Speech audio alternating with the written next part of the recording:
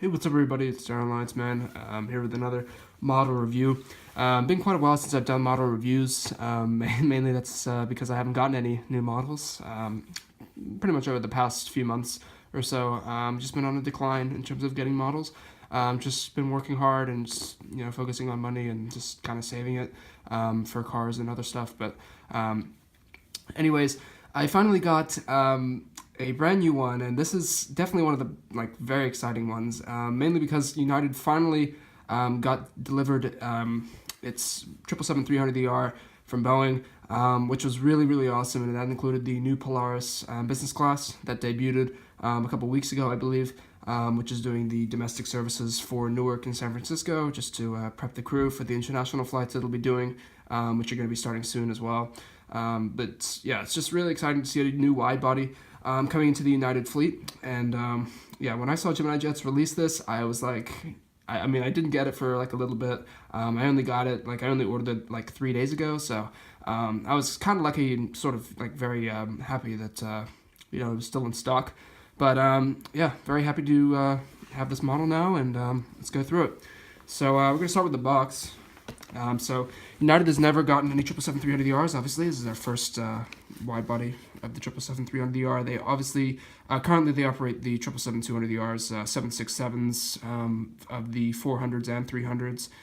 They do use 752s on transatlantic services, and that's obviously there's a couple 747s that are still in service, but those will be retired in October. So those 747s that currently operate for United, they're basically going to be replaced by these 777s, and there's probably going to be some A350s mixed in there as well. So the A350-1000s are going to be coming too, and then the 787-10s, etc. So quite a lot on the plate for United in terms of wide bodies.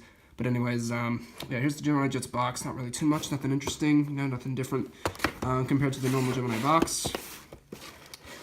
Moving on, inside the flap, just got some details about the aircraft there. Just a little paragraph there. Then we have the rest of the information regarding the aircraft. So yeah, pretty much it there. We'll move on to the model now, and I'll just bring this into the shot. There we go. So yeah, let's check out the nose of the aircraft. So generally, when you look at 777-300ERs, you're mainly going to be looking at Phoenix models or Gemini Jets in terms of a good mold. Generally, previously, Phoenix models has been very good on the 777s, but recently Gemini Jets has kind of been doing relatively decent. I'm not going to say awful or anything, but a main complaint that I've always noticed about Gemini Jets 777-300ERs in particular is that you'll notice. You notice that this entire wing, the entire section of the wings it's an entire separate piece, and they just glue it on there. You can see on the bottom, and there's a difference there with Phoenix models. Actually, they do a different thing when they do their 333s. And I'll just show you an example of a 333 actually from Phoenix. You'll notice here. Hold on. Here we go.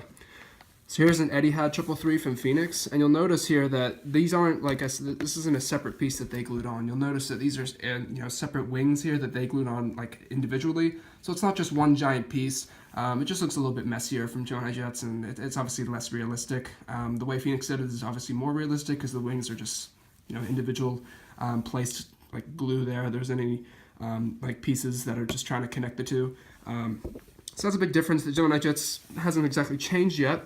But it's extremely unlikely that Phoenix models will get the rights to build any United wide bodies or narrow bodies, so they just don't have the licensing probably or something. But yeah, anyways, just that little thing there, which we'll go into a little bit more later. But there's the nose of the aircraft. Nothing too different compared to Phoenix's there. We have the Star Alliance logo, L1 door there. We have the United titles. Moving on, we have the L2 door next to that. We have the first antenna on the top, got that satellite dish there. Moving on towards the cabin, and obviously this would be the Polaris business class right there. So like I said, the antennas is obviously a new thing that Gemini Jets is finally introducing, and those have been happening for a few months now. So it's pretty good that Gemini Jets is kind of catching up now. They're even doing it on their narrow bodies too, so that's pretty exciting. Moving on towards the exits, show you a view of those overwing exits. There's a view from the top, like a bird's eye view. I also got a view of those G90s, which I'll get to now. Nothing special about the paint or anything. Obviously, it does look a teeny bit bland with the United livery. You know, we just had the tail painted, and then obviously the United logo or titles, and that's pretty much all that we have. The rest of it's just painted white. So nothing too special. But anyways, we'll move on to the underbelly of the aircraft. So there's that one piece once again that's just, you know, glued on there. You have those GE90s, Gemini Jets logo.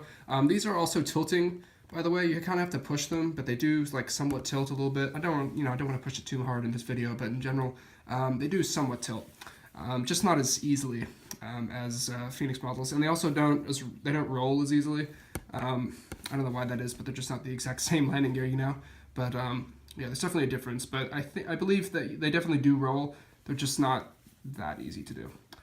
So moving on, that was the underbelly of the aircraft.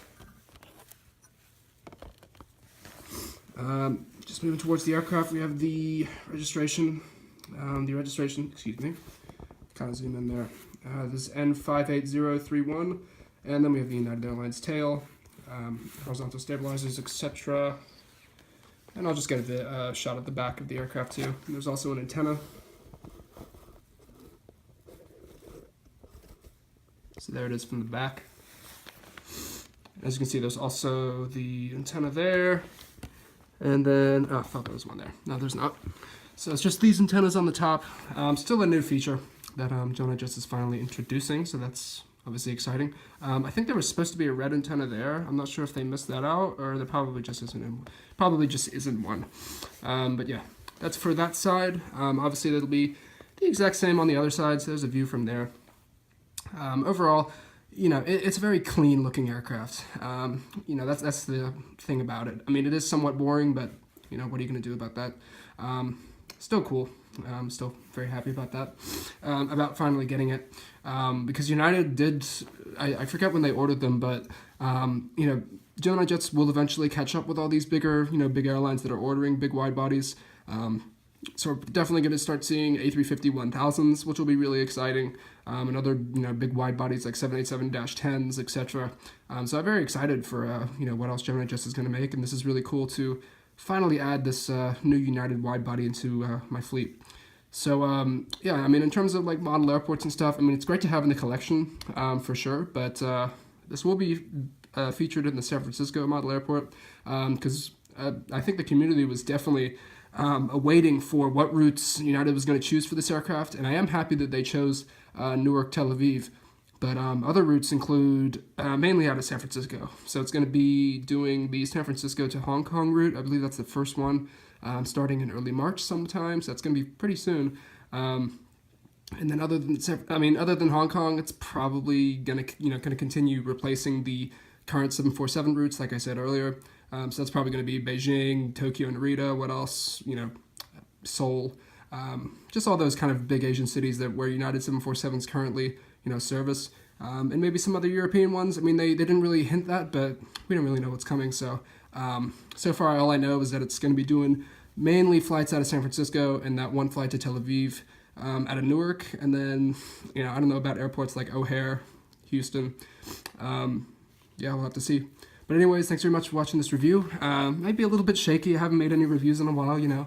But yeah, I want to thank you guys for sticking with me, and hopefully you didn't unsubscribe in the past few weeks, because I have been a little bit inactive. But yeah, other than that, see you guys in the next video. Don't forget to subscribe. I'll see you guys, probably, I'll be doing another review actually. So I've got one more review after this, that'll be cool. And then get to some progress updates and stuff like that regarding model airports. So until then, see you later. Have a good day.